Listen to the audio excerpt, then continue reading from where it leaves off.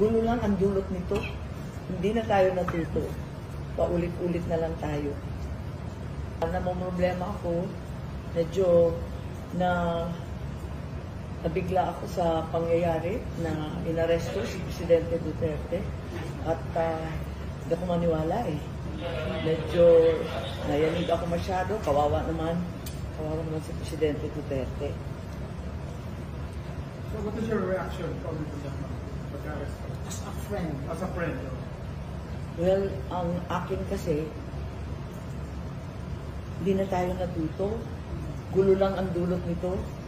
Hindi na tayo natuto. Etong paulit-ulit ay walang pakinabang sa mga naghihirap sa bayan ang bangayan ng politika. Parang naging siklo na tayo na ganito.